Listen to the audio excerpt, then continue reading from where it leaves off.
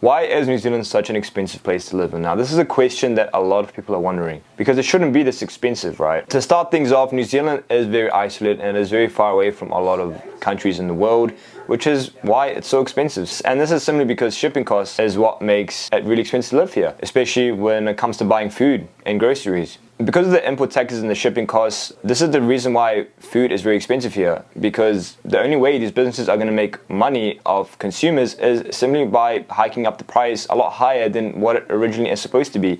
And I don't really blame these business owners for putting the prices up so high, because the only way they're really going to make some money for themselves is by putting the prices up a lot higher, and they don't really have a choice, because import taxes and shipping costs in New Zealand is very expensive, because we're literally on the other side of the world in the middle of nowhere. Yeah, that is simply why living here is very expensive, and why many foreigners get super shocked with how expensive food really is here. Okay, like to buy a bottle of 2-liter milk, you're looking at paying almost $6 when it should only be about $2. If you do the math, it adds up quick. And saying that New Zealand is a very small population of only about 5 million people, so it doesn't really have a large consumer base. Because of this, businesses obviously can't make a lot of money simply because the population is that big. So the only way they can actually make a lot of money from a small population of 5 million is by selling food items for 3 times what they're worth, because they don't really have a choice. New Zealand can't really support low prices of items simply because there is not a high demand for the items they're selling due to the very small population. So in case you're wondering why the cost of living is so high, to sum it up and answer your question, it is simply because shipping costs is very expensive, so getting items into the country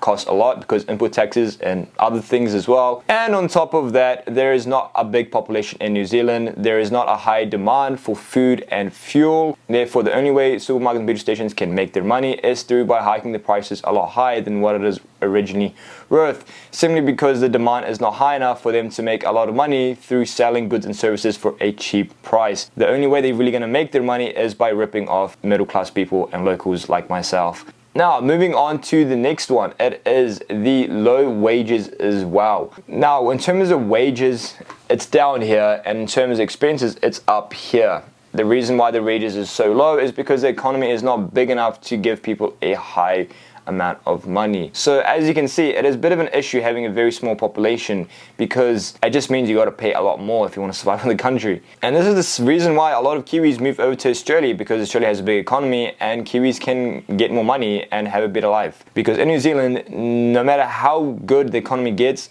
it will always be expensive here, simply because of how isolated the country is. And that's another reason why New Zealand is expensive to live in, because the wages are low and the expenses are very high. 50% of your paycheck, or probably more than that, will go towards rent. And the other 20 to 30% of your paycheck will go towards food and fuel. Therefore, you're only left with about 20% of your money to save at the end of the week. So if you're average Kiwi earning about $700 after tax, you are only left with $100 left over to save. And with that $100, you cannot invest it, you cannot save it, you can't really do anything, because that has to cover your emergency costs, like in case you get hurt or your car breaks down or whatever. So you're pretty much living paycheck to paycheck here.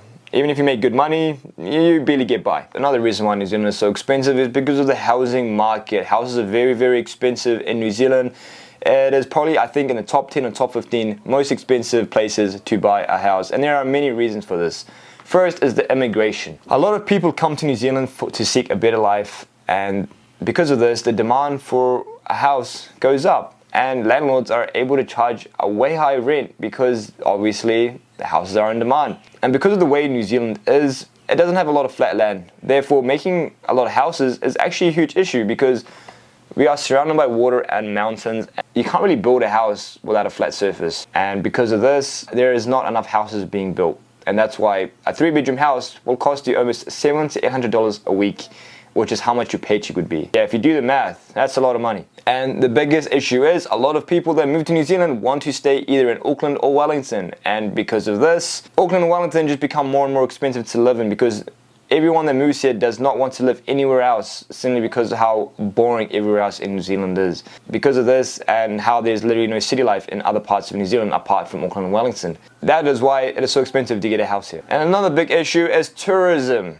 A lot of tourists come to New Zealand, and because of that, prices increase like crazy. Because of tourism, a lot of restaurants and businesses have no choice to put the prices up. With so many tourists coming to the country, it's no surprise why everything is so expensive, because with tourists coming to the country, you have the ability to put the prices up for many things, and because of this, the locals have to suffer. Now, it's time to go over how much the average person earns and how much the average person spends in New Zealand, so we can really do the math to see how expensive it really is to live in New Zealand. Now, after doing some research, I have found that the average person in New Zealand earns around about 60 to 65k a year, NZD. This is around about, now after tax, this is around $3,500 to $4,000 a month. This is how much the average Kiwi roughly earns. Now, the average 3-bedroom house in New Zealand, or Auckland to be specific, costs around $600 to $700 a week.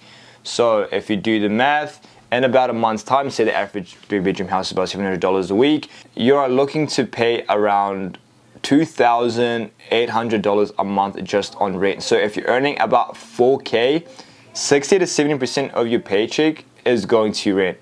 Now, let's say you have a partner. If you have a partner, then it's a little bit less. You're probably looking at maybe 40% of your income going to rent, which is still a lot. So as you can clearly see, rent is what will take up the majority of your income while living here, and that is no surprise because, like I said before, there are not enough houses being built and there's a lot of people coming in, which is why the demand of housing is going up, and therefore landlords can get greedy and charge a higher rate, which I don't blame them for. Now, moving on to how much the average Kiwi probably spends on food in a week. Okay, in a week, the average Kiwi probably spends about $100 to $200 in groceries. Say they spend about $200 a week on groceries, right?